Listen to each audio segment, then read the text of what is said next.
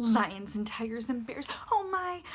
What do these three things have in common with me and my product? Well, as a former zookeeper, I've worked with all three, and they've also all been featured on my product, the Unclutchable Bag.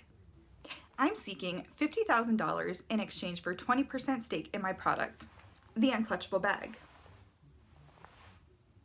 These bags are designed to make carrying a clutch an ease. The unique handle applied right on the front allows you to keep your clutch close at all times. Funding from the sharks would be used for hiring employees, manufacturing more purses, and of course, advertising and marketing. I mean, I have to get these purses out to the fashionistas of the world. Unclutchable bags came to life after a shoulder injury left me looking for an alternative to the crossbody bags and traditional purses that left me hurting. Ouch! I tried stuffing my jeans instead, but the small or lack thereof pockets left me frustrated and a lot to be desired. Nope. So I figured I'd give traditional clutches a go. But I found a couple problems. The first, I never wanted to set it down. I was always afraid I was just gonna leave it behind. And the second, well, my hands would get really sweaty from clutching it all night. So I thought to myself, why not throw a uniquely shaped handle right on the front? Something that would grip me instead of me clutching it. And there was my aha moment. All pieces are created from recycled faux leather, vinyl wallpaper, or upholstery scraps sourced from local thrift and reuse shops in an attempt to create the most sustainable product possible. Unclutchable bags are currently sold direct to consumer through my own personal website, as well as through pop-ups throughout the Austin area. Now, the first bag that started all of this was created back in 2018, and it featured a rather quirky banana-shaped handle.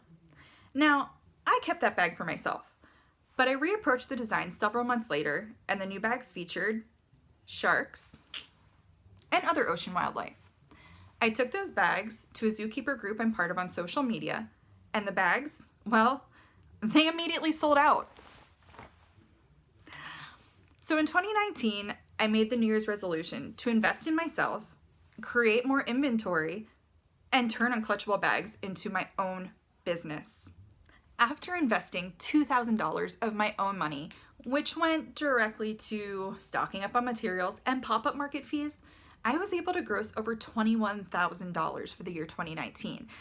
Now, that number might seem small, but I'm currently a one-woman operation taking care of 2 small kids and producing each and every bag on her own. I'm confident that with increased inventory and manufacturing help, I could take this business to a much grander scale. I've had businesses throughout the United States want to wholesale order my bags, and unfortunately, these 2 hands, they just can't produce the inventory on their own.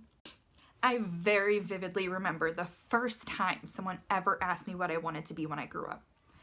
I was 6 years old, and I was adamant that I was gonna be an artist.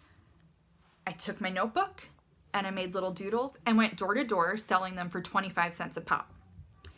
But it was very quick that I understood that an artist would never be financially secure. So I went to school, and I got my associates in veterinary technology and my bachelor's in biology. And I decided I was going to be a vet. Well, a few years later, I ended up being a zookeeper, and that's okay. But now I'm trying to turn my artistic side into that financial security for myself. Getting a deal and turning this into a true business will prove to my inner child that it is possible and you can pursue your dreams. Do you want to know the most interesting part about the production of the Unclutchable bag? Well, you see, it isn't even so much the application of the handle as it is where I learned to sew the handle. You see, at 19 years old, I took a job working as a veterinary technician at an emergency clinic. Now, the emergency clinic part matters because of the high volume of clients we had. Any given day, we had an astronomical number of patients.